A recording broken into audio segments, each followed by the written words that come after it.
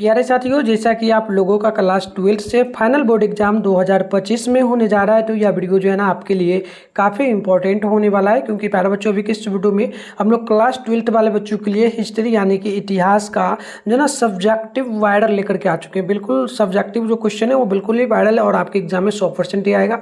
तो देखिएगा, आप लोगों का विषय कोड वगैरह 321 रहने वाला है। सेट कोड वगैरह देख सकते हो, कोई भी सेट मिले से आपको कोई लेना देना नहीं है। आगे बढ़ते हैं। देखिए, क्वेश्चन वगैरह की बात कर लें तो ऑब्जेक्टिव में 100 क्वेश्चन आपको मिलता है। टोटल 30 क्वेश्चन जो है 2 मार्क्स वाला मिलता है और 8 क्वेश्चन जो है आपको 5 मार्क्स वाला दिया जाता है ना। और इसमें से आपको आधा आधा ही बनाना होता है। 50 क्वेश्चन ऑब्जेक्टिव का बनाना होगा और 15 क्वेश्चन आप लोगों को जो है बनाना होगा 2 मार्क्स वाला, और 4 क्वेश्चन आपको बनाना होगा जो है ना 5 मार्क्स वाला। और इसमें टोटल 100 मार्क्स का एग्जाम होगा। 3 घंटा 15 मिनट का टाइम मिलेगा और इसी प्रकार का क्वेश्चन पेपर आपके एग्जाम में आएगा। तो चलिए बिल्कुल ही हम लोग सब्जेक्टिव क्वेश्चन का देख लेते हैं सोल्यूशन। तो उससे पहले आप लोग व्हाट्सएप ग्रुप वगैरह ज्वाइन करना चाहते हो तो आप लोग इस नंबर पर मैसेज करके व्हाट्सएप ग्रुप जरूर ज्वाइन कर लेना। 98 355 16 710 पर आपको अपना नेम, जिला का नेम, क्लास 12th आर्ट्स लिख करके भेजना ताकि मैं आपको ग्रुप में ऐड कर दूंगा। और डेली आप लोगों को बता दूं, आज थोड़ा लेट क्लास हो रहा है बट डेली आप लोगों का रात में 8:30 बजे आर्ट्स वाले बच्चों का लाइव क्लास होता है। तो आप लोग जरूर जुड़िए उस टाइम। उसके लिए चैनल को सब्सक्राइब कर लीजिए, नोटिफिकेशन को ऑल पे प्रेस कर लीजिए। तो चलिए, पहला नंबर क्वेश्चन आप लोगों से पूछा जा रहा है कि बताइए सिंधु सभ्यता की खोज पर संक्षिप्त टिप्पणी लिखना है। काफी इंपॉर्टेंट क्वेश्चन होता है, सीधे बोर्ड एग्जाम में ये पूछा जाता है ना। तो देखिए, संक्षिप्त टिप्पणी आपको लिखना है, बिल्कुल ही छोटा सा। तो लिखना है, हड़प्पा के खंडहरों जो ना खंडहरों का दीर्घकाल जो ना तक उपेक्ष के बाद राय बहादुर साहनी ने 1921 में हड़प्पा में उत्खनन कार्य करवाया जो 1925 तक चलता रहा। इसके बाद 1926 से लेकर के 1933 तक जो है माधव स्वरूप वत्स के निर्देशन में उत्खनन कार्य हुआ। मोहनजोदड़ो में 2022 से 2023 में राखल दास बनर्जी के निर्देशन में उत्खनन कार्य आरंभ हुआ। इसके बाद सर जॉन मार्शल चुकी मेके एवं हेलर के निर्देशन में उत्खनन कराया गया। तो उत्खनन का मतलब होता है कि खंडर को जो है ना खोदा गया। तो ये क्वेश्चन आपके एग्जाम के लिए काफ़ी इंपॉर्टेंट होता है। इसका पीडीएफ डाउनलोड करने के लिए मैं आपको सिखाऊंगा, साथ में जो नंबर दिया उस पर मैसेज करके भी आप लोग डायरेक्ट ले सकते हो, है ना। चलिए नेक्स्ट क्वेश्चन की ओर बढ़ेंगे। तो 2 नंबर क्वेश्चन बोला गया है कि बताइए हड़प्पा सभ्यता के विस्तार पर प्रकाश डालें। तो बिल्कुल आसान से लिख देना है कि हड़प्पा सभ्यता का क्षेत्र पर लगभग जो है 12,99,607 वर्ग किलोमीटर था। हड़प्पा सभ्यता विश्व की सबसे प्राचीनतम सभ्यता है।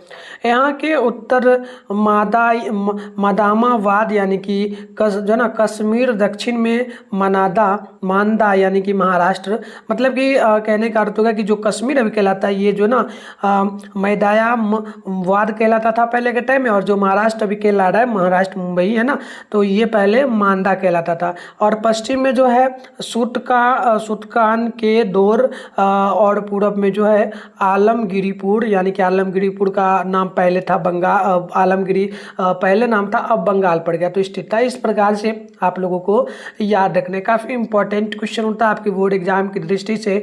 आगे बढ़ेंगे तो नेक्स्ट क्वेश्चन बोला जा रहा है, हड़प्पा सभ्यता के पतन के कारणों को लिखें। हड़प्पा सभ्यता के कौन कौन सा पतन है, उनके कारणों को आपको लिखना है। तो बिल्कुल आप देख लीजिएगा, आपको लिखना है कि हड़प्पा सभ्यता के पतन का निम्नलिखित कारण है। पहला लिख सकते हो आप लोग बाढ़, ठीक है ना, बाढ़ जो कि नदी वगैरह के कारण आता है। बिहार में सबसे ज़्यादा बाढ़ का समस्या होता है ना।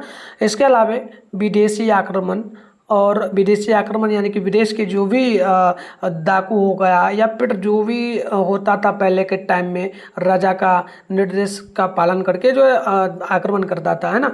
इसके अलावा जो ना भूस्खलन, महामारी, भूकंप, ये सारा समस्या था। तो आपको याद रखना है। आगे बढ़ेंगे, इन सभी को जो है आपको ले लेना है पीडीएफ में। मैसेज का आप लोगों इस नंबर पे मैसेज करके जरूर ले लेना। अगर मैं ग्रुप में ना भेज पाऊँ तो मैसेज करना ताकि मैं भेज दूंगा। 98 355 16 710। ये काफ़ी इंपॉर्टेंट सीरीज है प्यारे बच्चों। इसमें हम लोग 200 सब्जेक्टिव क्वेश्चन करेंगे और आपका डेली चलते रहेगा। तो आपको करना है, बोर्ड एग्जाम में बिल्कुल आएगा सारा क्वेश्चन, है ना। आगे बढ़ते हैं। 4 नंबर क्वेश्चन है कि अशोक के धम्म से आप क्या समझते हैं, है ना। तो उत्तर लिखना है आप लोगों को। अशोक ने अपनी प्रजा के नैतिक उत्थान के लिए कुछ सिद्धांत बनाए थे। इन सिद्धांतों को अशोक का धम्मा कहा जाता है ना। धम्मा का अर्थ समझ में आ गया। अशोक कई प्रकार के मतलब होता है ना, आप लोग पढ़ने के लिए क्या करते हो, रूटीन वगैरह बनाते हो, तो उसी प्रकार से वो अपने जो उनके प्रजा थे, यानी कि जो वहाँ पर वो जो जहाँ के राजा थे, वहाँ के जो भी ग्रामीण उनके प्रजा थी, तो सभी के लिए एक जो ना प्लान बनाई थी, उसी प्लान को कहा जाता था धम्मा। अशोक का धम्मा सभी धर्मों का सर्वसापेक्ष था, यानी कि सभी धर्मों के लिए बराबर था। अब धम्मा की जो विशेषताएं होगी वो हम लोग यहाँ पर जान लेते हैं। पहला विशेषता हो जाएगा सार्वभौमिकता, है ना। सार्वभौमिकता का अर्थ क्या होता है जान लीजिए। यानी कि अशोक का धर्म एक सार्वभौमिक धर्म था, क्योंकि इसमें सभी अच्छे गुणों का समावेश था जो सभी धर्मों में समान रूप से देखने को मिलता था। ये आपको समझ आ गया। धम्मा का अर्थ क्या है, सिंपल सा ही लिखा गया है ना। आगे बढ़िएगा। इसी में जो और हो जाएगा तो देख लीजिएगा, एक था अहिंसा। अहिंसा मतलब समझ में आता है ना, कहने का अर्थ हो जाएगा अहिंसा अशोक के धर्म की एक प्रमुख विशेषता थी। उसके धर्म न केवल मनुष्यों वरना पशुओं की हत्या का भी निषेध था। कहने का अर्थ हो गया कि अहिंसा किसी भी प्रकार का हिंसा हो सकता है। अभी के टाइम में मुर्गी आप लोग काट के खा जाते हो, तो किसी भी प्रकार का पशु हो गया, चिड़िया हो गया, इन सभी को अगर मारा जाता था तो वो क्या होता था, उनके लिए अपराध था, उनको सजा वगैरह मिलता था, है ना। आगे बढ़ते हैं। देखिए यहाँ पर आप जगह असहिष्णुता, ठीक है, सही असहिष्णुता, यानी कि असहिष्णुता अशोक के धम्म में दूसरी प्रमुख विशेषता थी। वह सभी धर्मों का आदर करता था, है ना। अब हो जाएगा नैतिकता, है ना। नैतिकता में हो जाएगा अशोक के धर्म की सबसे बड़ी विशेषता थी उसमें नैतिकता का पाया जाना। नैतिकता का अर्थ हो गया कि सभी धर्मों का, सभी लोगों का, सभी जीव जंतुओं का समान जो है ना समान उनको अधिकार देना, उनको समझना, है ना। तो इस प्रकार से इस क्वेश्चन का उत्तर होगा। आगे बढ़ेंगे तो नेक्स्ट क्वेश्चन हो जाता है 5 नंबर। ये बोला हड़प्पा सभ्यता के मातृ प्रधान सभ्यता क्यों कहा जाता है।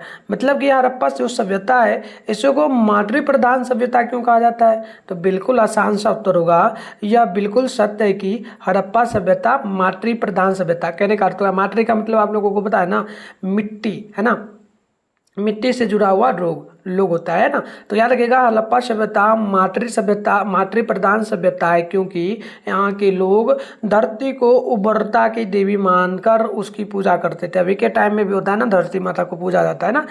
यहाँ घर की मुखिया पिता ना हो करके माता होती थी, यानी कि पहले के टाइम में घर का मुखिया स्त्री होती थी, ठीक है ना, महिला उच्च शिक्षा ग्रहण कर सकती थी। इस प्रकार हम कह सकते हैं कि हड़प्पा सभ्यता मातृ प्रधान सभ्यता था, है ना। चलिए आगे बढ़ते हैं। नेक्स्ट क्वेश्चन हो जाएगा आपका 6 नंबर। ये बोला हड़प्पा सभ्यता की लिपि पर प्रकाश डाले।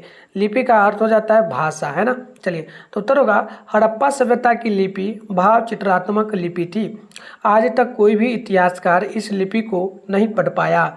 यह लिपि खास बात यह है कि पहली लाइन दाएं से बाएं की ओर, पहली लाइन दाएं से बाएं की ओर, बाएं की ओर जो है ना, और बाकी लाइन बाएं से दाएं की ओर लिखी जाती है, ठीक है ना। बिल्कुल इस प्रकार से याद रखिएगा, काफ़ी इंपॉर्टेंट, बहुत आसान क्वेश्चन है, याद बिल्कुल हो जाएगा, है ना। आगे बढ़ते हैं। 7 नंबर क्वेश्चन है कि मोहनजोदड़ो से आप क्या समझते हैं। तो देखिए मोहनजोदड़ो का अर्थ होता है मृतकों का टीला। मृतकों का टीला मतलब कि जो शमशान घाट वगैरह होता है उसी को कहा जाता है, जहाँ पर लाश ही लाश हो ना। तो चलिए और बढ़ते आगे। इनको इस सिंध का बाग भी कहा जाता है। यहाँ की भूमि बहुत ही उपजाऊ थी। हड़प्पा की जुर्बा राजधानी का नाम भी क्या था, नाम भी पुकारा जाता था, है ना। हड़प्पा सभ्यता की कितनी राजधानी थी, तो जुर्बा राजधानी थी। ये भी आपको याद रखना है, 2 राजधानी, ठीक है। इसका नाम भी पुकारा जाता था। और उसके बाद देखिए मोहनजोदड़ो हड़प्पा सभ्यता का सबसे बड़ा नगर था। मोहनजोदड़ो जो है हड़प्पा, पूछा जाता है ना कि हड़प्पा सभ्यता का सबसे बड़ा नगर कौन सा है, तो मोहनजोदड़ो। ये भी आपको याद रखना है ना। नगर था हड़प्पा और मोहनजोदड़ो के बीच की दूरी लगभग अगर हम लोग देखें तो ये था 483 किलोमीटर, यानी कि ये आपका करेक्ट आंसर होगा। तो चलिए इस प्रकार से आप लोगों को याद रखना है। बढ़ते आगे। नेक्स्ट क्वेश्चन हो जाता है हमारा 8 नंबर क्वेश्चन। ये आपसे बोला गया कि संघ सूची, राज्य सूची, संघ सूची और राज्य सूची तथा समवर्ती सूची का संक्षिप्त टिप्पणी आप लोगों को देना है ना।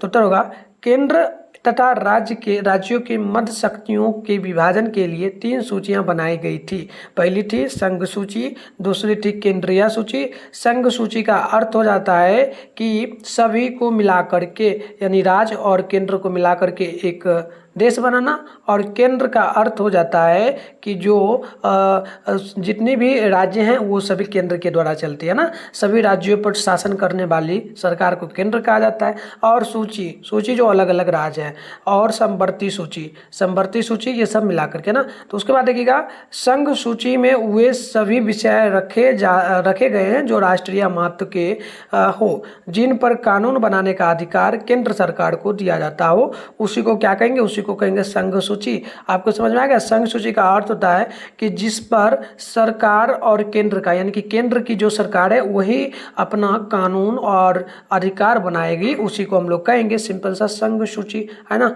आगे बढ़ेंगे, जैसे कि कह सकते हो प्रतिरक्षा, विदेश, और जैसे कि प्रतिरक्षा का अर्थ हो गया कि जो सेना वगैरह हो गया उसका पेमेंट वगैरह कौन करता है, उसका पेमेंट सरकार करेगी, केंद्र सरकार। विदेशी जो भी जो है मुद्रा वगैरह आई उसका भी, और डाक तार, लेड़वे इत्यादि ये सभी जो है ना संघ सूची में आती है, यानी कि केंद्र सरकार में। आगे बढ़ते हैं, संघ सूची में जो है ना संघ सूची में प्रादेशिक महत्व के विषय में सम्मिलित विषय को भी सम्मिलित किया गया है, जिन पर कानून बनाने का अधिकार सिर्फ राज्य सरकार को ही दिया गया है। आगे बढ़ते हैं, अब हो जाता है आपका राज्य सूची। राज्य सूची के कौन कौन सा विषय होगा, तो राज्य के अंतर्गत कृषि आएगा, पुलिस आएगा, जेल आएगा, चिकित्सा, स्वास्थ्य केंद्र यानी कि हॉस्पिटल, सिंचाई यानी कि नहर वगैरह, तो ये सभी राज्य के अंतर्गत आता है। और समवर्ती सूची का अर्थ हो जाता है, समवर्ती सूची में शामिल विषयों पर केंद्र और राज्य दोनों कानून बना सकता है। मैंने पहले ही बोला था ना, समवर्ती सूची जो है इस पर राज्य और केंद्र दोनों, यानी कि जैसे कि बिहार है और केंद्र आपका पड़ जाता है पूरा ऑल इंडिया मिला करके, जैसे कि दिल्ली में है ना, तो ये दोनों मिलकर के सर जो है ना यहाँ पर कानून बना सकता है, किसमें, समवर्ती सूची में। और इस सूची में बिजली, विवाह, कानून, मूल्य नियंत्रण, शिक्षा, वन इत्यादि ये सभी आता है ना। कभी भी पूछा जाए कि समवर्ती सूची में क्या क्या आता है, इसका उदाहरण दीजिए, तो आप देख सकते हो विवाह हो गया, कानून, मूल्य नियंत्रण, शिक्षा, वन, बिजली, ये सभी समवर्ती सूची में आ जाता है ना।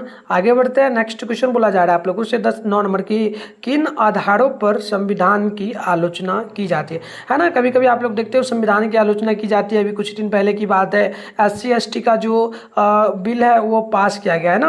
SC जो है, SC में बहुत सारे ऐसी जाति थी जिसको जो है ना OBC के अंतर्गत जो है ना EBC में ला दिया गया है ना, EBC में ला दिया गया। तो इन सभी का आलोचना भी वो लोग किए, है ना। तो क्यों किए, तो यही कारण बता देते हैं कि देशी विदेशी विद्वानों को देशी विदेशी विद्वानों ने निम्न आधारों पर भारतीय संविधान की आलोचना की। चलिए वो कौन कौन सी विचार हो सकती है उसके अकॉर्डिंग बताते हैं। तो पहला हो सकता है कि यह सभा जनता द्वारा निर्वाचित नहीं थी।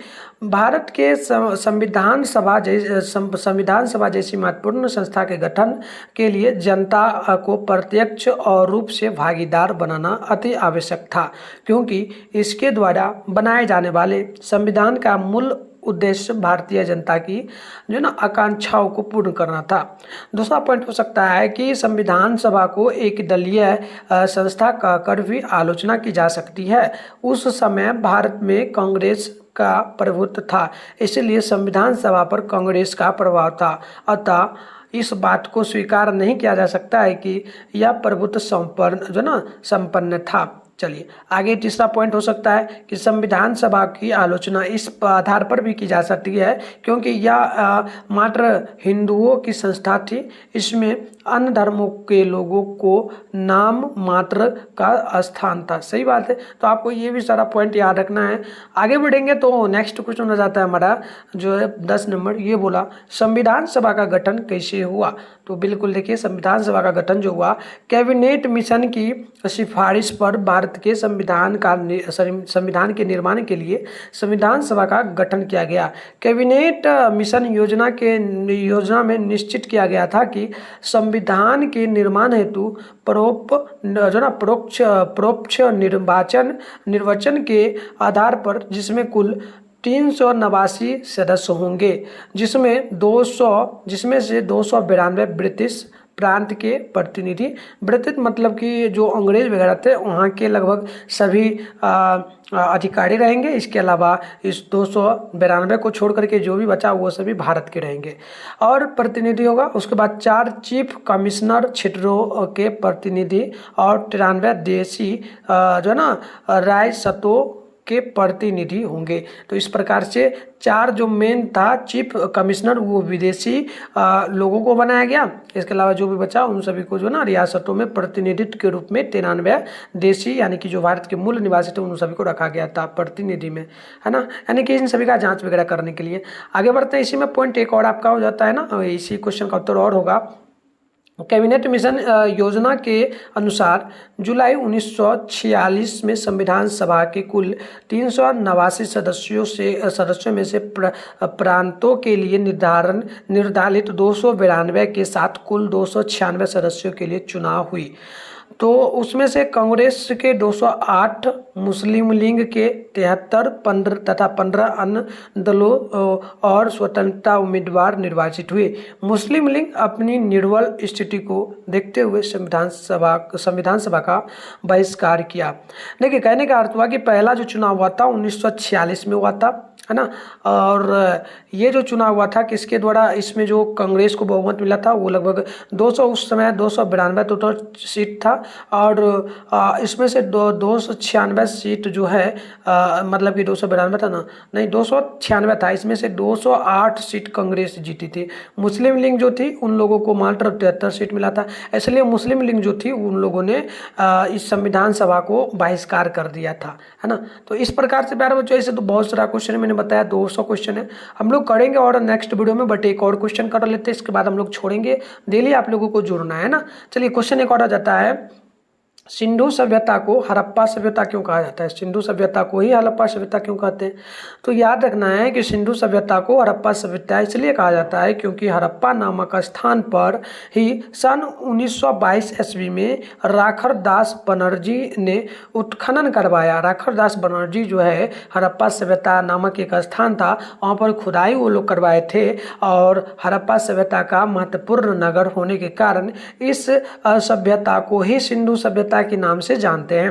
देखिए, सिंधु नदी के किनारे बसा हुआ था। सिंधु जो शहर है ये सिंधु नदी जो है उसी के किनारे बसा हुआ था, है ना, इसीलिए इसे सिंधु सभ्यता के नाम से भी जाना जाता है। तो इस प्रकार से आपको याद रखना है।